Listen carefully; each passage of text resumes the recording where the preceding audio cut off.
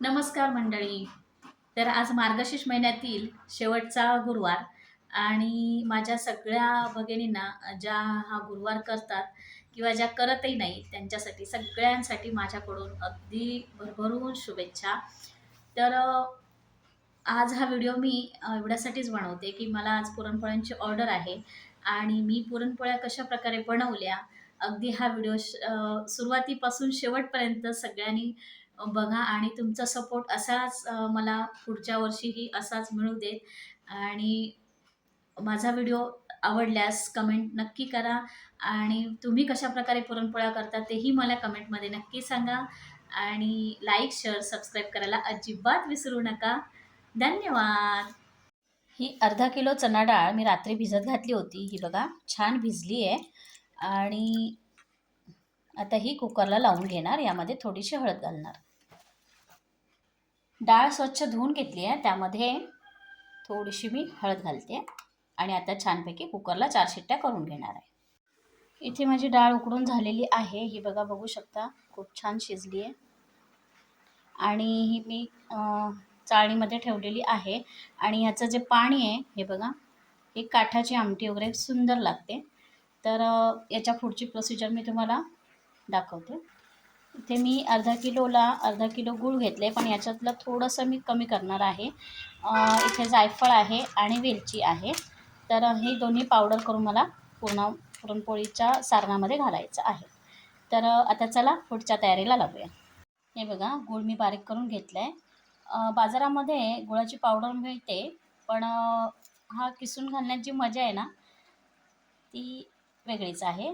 तर गूळ किसून झालेला आहे. आता मी थोडीशी वेलची गरम करून त्याची पावडर करून घेणार आहे. हे बघा थोडी वेलची गरम करून त्यामध्ये साखर घातली ना की अगदी छान बारीक पावडर मिळते. कढई गरम झाली आहे. आता त्यामध्ये मी ही डाळ घालते.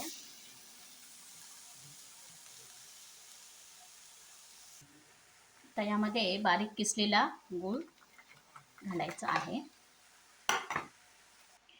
तर हे बघा सारण अगदी गूळ वितळेपर्यंत छान घट्ट होईपर्यंत परतवून घ्यायचं आहे. हे बघा गूळ पूर्णपणे नरम झालं आहे आणि मिक्स झालं आहे व्यवस्थित. आता इथे मी वेलची आणि जायफळाची पावडर बारीक करून घेतलेली आहे. 1 चमचा पावडर घालते. आता ही छान मिक्स करून घ्यायची.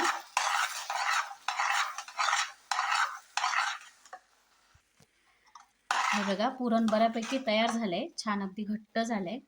तर ते पुरण यंत्रामध्ये घालून बारीक करून घ्यायचं आहे. यंत्रामध्ये घालून छान बारीक करून घ्यायचंय सारण. हे बघा इथे मी पीठ घेतलंय मैद्याचं. त्यामध्ये चिमूटभर वेलची पावडर आणि चवीपुरतं मीठ घालून छान हे पीठ मळून घेणार आहे. हे बघा छान पीठ मळून घेतलेलं आहे. आता मी पुरणपोळ्या भरायला घेते.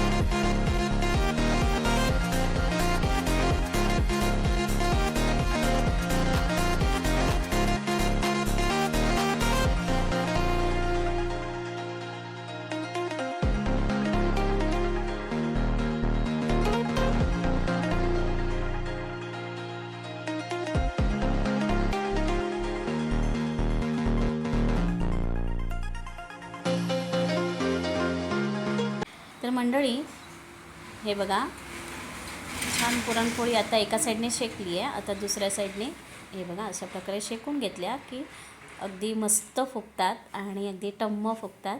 तर ह्या ऑर्डरच्या पुरणपोळ्या अशा सगळ्या मी तयार केल्या आणि घरच्या घरी बनवलेलं साजूक तूप हे बघा लावल्या आणि वेळेत सगळी ऑर्डर पूर्ण केली. व्हिडिओ शेवटपर्यंत पाहिल्याबद्दल धन्यवाद.